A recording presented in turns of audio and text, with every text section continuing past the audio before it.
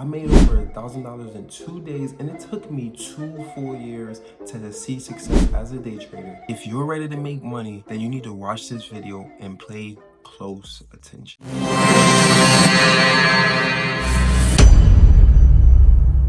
Today, we're going to be going over a few trades that I took to make over $1,000 in 2 days. I want to show you the exact way on how I did that so you don't have to take 2, 3, 4 years to actually learn, and you can develop as a trader, make money today, tomorrow, next week, and next month for the rest of your life. And before we get into that, let's go over my journey and how I got to this point. So you're probably wondering what actually drew me to trading. What drew me to trading was the freedom, the opportunity, the ability to make unlimited amounts of money without worry. It is a skill set. And when I was 20 years old or 21 years old, I decided that I needed skill sets to actually earn me income. I needed to build things that was going to help me grow as a person. Now, I didn't know the journey that trading was going to take on. I would repeat it and do it all over again if I had to. Next, what I was focusing on was learning. If anybody knows me, they know that if I'm doing something, I'm going all in no matter what. So I was going 14 to 16 hours a day. I would wake up 3 a.m. in the morning. I would trade and learn through London session. I would trade till 9, take a little break, trade during New York session. Around 12 p.m. I would go Grubhub from 12 to 8 p.m. and then, or 12 to 7 p.m. and then I would come back home, get back on the charts, study, back test, and just go over the charts, mental memory, everything. So the most important thing that helped my journey get to this point was I knew everything about the charts, but the charts wasn't the only thing that I needed to get over. The next thing that I had to focus on was my fear, and all 2023 was actually just learning more about myself. It was learning more about what I needed to work on, conquering the internal person, because I noticed that I would just get in the way. I was the one self-sabotaging. I was the one hurting myself. I was understanding the charts, but I wasn't understanding the emotional chart. I wasn't understanding how I felt inside throughout the day. So the quick thing that I did was I developed my trading strategy. I literally said, I'm not focusing on psychology. I don't need it, etc., etc. Focus on my strategy, and then I went through a full year of profitability. But by the end of that year, I was a break-even trader. I wasn't journaling my trades. I wasn't doing the right things. These mistakes, I don't regret them. But what I wish I would have done was listen to people when they say journal trades. The difference between a break-even trader and a profitable trader is journaling trades. The difference between an unprofitable trader and a break-even trader is just pure consistency and will. You have to just continue to push forward. Now, before we get into the charts, the real things that you need is a trading journal. You need to be able to document everything, your technical analysis. How was your technicals? How was your emotional day?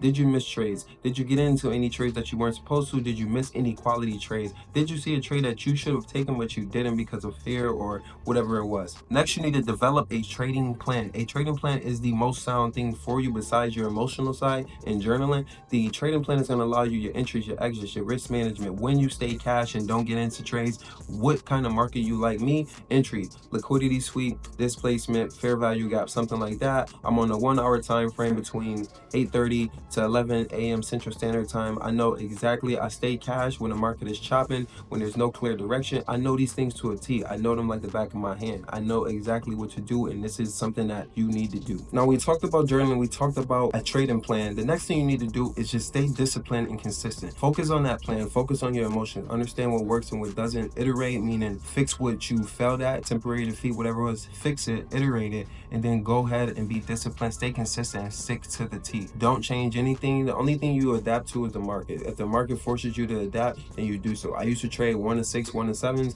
Then I went to the higher time frame. I had to adapt to the higher pip stoppage, risk management, all those things. So now I go 1 to 2, 1 to 3, sometimes even 1 to 1. I know where the market is going. I get in, I stick to my plan, and I get out and I journal everything. Let's get straight to the charts. Let's go over a few examples so we can get you guys out of here. We have a goal to hit 100,000 subscribers by the end of the year. So if you haven't already, hit the subscribe button so you can stay up to date with professional profits. Quick example here, guys. So last week when we were on US 30, I was looking at market was kind of choppy. It was in the same area. I would consider on a higher time frame 1 hour it is in the chop, but there's still always availability, but sometimes you got to wait a little bit later in the day. So when we looking at this level, realistically, we had a sell level here that made a low, and then we had a level of consolidation that came back to this level up here. Now, the only thing I didn't like about this is the fact that we had these Asia highs rested above here. But other than that, on a 1 hour, this was clearly a level of like, okay, this is a level of a nice, some sort of supply zone, some type of liquidity level, something that may respect. And also understanding that when the market is in consolidation, the levels that I'm usually looking to be taken might not be taken because they may be rested and waiting later, so we can actually use those later on for liquidity. So instead of taking this Asia level now, we just leave it for later, because then we take the buys all the way up there and we snatch all that, right? But we did take a sell from this area here, as you can see, and I want to break down exactly. This trade was about $600 on the day, and I'll show you my $300 day as well. But what we look at here is we have liquidity taken here. So I'm always looking for, okay, hey, was this level taking out liquidity? Yes, it did. It came up here. I did want to see it take out more liquidity, but what it did actually was stop right around the Asia midline, as you can see, clear to the T. So these are the details you always want to look for. Now the next thing, before I'm entering the trade, I'm looking for my liquidity. So where's my liquidity? Hey, double top, double bottom. It might be triple top. It might be Asia low. It might be a level of resistance. I'm looking for liquidity, meaning people think of liquidity as, hey, the market makers. No. Yes, but no.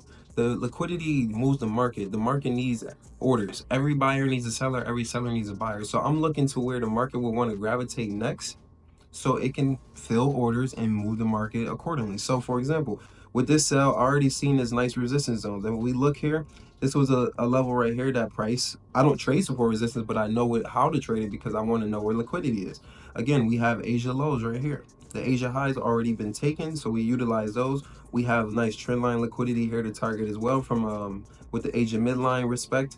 And then we also got this nice like triple bottom, in a sense, trend line liquidity that came here. So this trade here, I actually took a sell. So it was two trades here, but one was like more of a scalp. The second one was more of it was a scalp, but a day trade. It was supposed to be a scalp-ish or a day trade, but it happened really, really fast.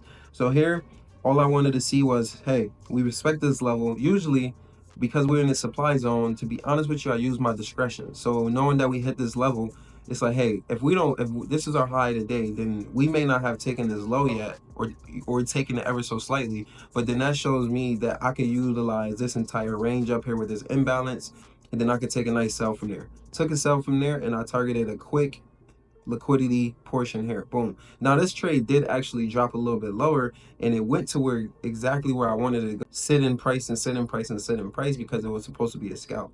Your intentions means everything. I want to stay disciplined. It could go as far as it want, but me, I want to stick to what I know.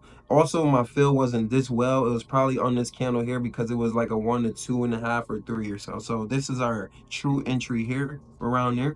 Sometimes I just let the limits get me in, but in this case, I let price play around, and I like to see rejection candles. I like to see an up candle, and then I take it. Or on the other side, a down candle, then I take it. Next thing, so that was our one trade, right? And we took that. Why? Because we had clear liquidity to target that we knew we could take out. Now, I didn't know it would go for Asia lows immediately, but that would have been a beautiful trade as well to go take those lows. Now, the second one was a more beautiful trade, and I loved it because, yeah, we took those lows, but I was deeming this low here to be external liquidity. Why would this low be external liquidity? This low would be external liquidity or external orders, meaning when we say external liquidity, just for people who don't know really quick, when you have trades, right, you have something like this, and then you have something like this, right, where you come respect it, and then you go right there. Well, our internal liquidity will be, these levels, right, is internal, because this right here is our low and this is our high. Anything internal, that is our internal liquidity. Anything on the outside, which is this high and this low, is external liquidity. So in this case, these lows here, if you look at it, this is our high, this is our low. We came up here, respected the high, right? Same kind of situation. Imagine we come respect this high. I'm going to expect this weak low to be external liquidity, and we take it out, which is what happened. So with this sell here, I love this sell. I was like, hey, this low came up, respected something. You could call this a supply and demand flip. A lot of people trade whatever. I don't really care. You could call it resistance zone. It does not matter. I'm looking for sales. I know that when it comes to order flow, our order flow should hold. So how you would look at order flow in a sense is, as far as the charts and not like an actual order flow thing, you would say, hey, this low to this high, right, was our range. Price broke out of that range. Once we come back into that range, I'm taking a sell. We take the sells. Boom. We put our stops here. Actually, because I did put my stops a little higher, right above this candle here. So boom. I'm always happy to give myself space to actually execute the trade. And then we just target that nice low. Now, realistically, price got down here. Right before the low, I got out because I was done for the day. I was happy with profits. I got specific target goals sometimes I want to hit that TP, sometimes I don't really care. So that's the first example, guys. It's really simple. I know it's a little complex, but liquidity is simple and it's easy to target.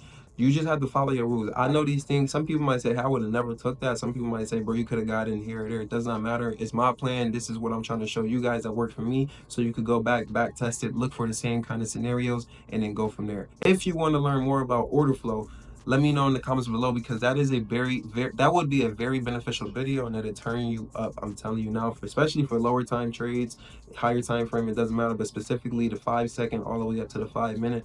Order flow is it. Now for our last example, this one was a discretionary but rule following trade. Now I'm gonna go over it fast, but again, we're gonna go through our process. Who's in control right now? If I zoomed out, we got sellers in control. Simple. So who's in control? Okay, where are my supply and demand zones? I don't necessarily have any, right? Because we in this range. Again, I told you price was consolidating. I'm looking for price to go attack external liquidity, because internally it's using up all the liquidity. As you can see here, we took our highs for Asia for this session. We actually have a level here. Now, I wouldn't consider this or deem it a supply, but what we can do is map it out anyways, because it can hold. It is a level that kicked in sellers in the market. You never know how many more sellers are sitting there. So liquidity isn't always just taking stops and all this kind of stuff. Liquidity is also going to imbalance levels like so, or going to levels of areas where sellers kicked into the market, and seeing if it's more sellers there, and then seeing if it's buyers there, and then whoever takes over the market, we get a push. So in this case, we took this liquidity. We also took this nice high here. I like to see stuff like that right before the levels.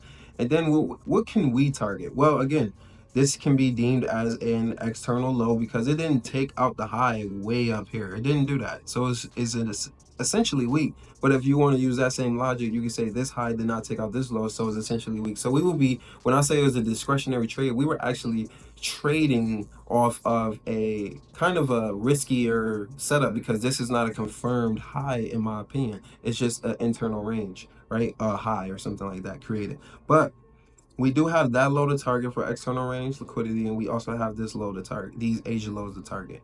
Anything else in here, I mean, you got all these orders that you could consider a resistance zone, but it is what it is. So for me, we took a high, took a low. All I'm looking for is price to come back to this level, and most of the time I like to see it happen again. So in this case, we had it happen again. I enter right here because again, I don't mind seeing triple, quadruple confirmations, or lows being taken, highs being respected. That way I know supply is in control. I'm not just going to trade off this level knowing it's not a strong level. But again, we come here as price takes the low, we come right back up to this point on this candle. We do make a low, we come take out that high. Sorry guys. So we do get on here, put our stops up here, boom. I don't mind giving myself space. I don't mind. We got these lows here, we got these lows here, and then boom. So this, yep, nice 2.5. It was like 2.3 something. So maybe my stops was a little higher, or maybe my entry was a little lower. Whatever it is, doesn't matter. I'm looking for the same exact thing, targeting liquidity, making sure it's something.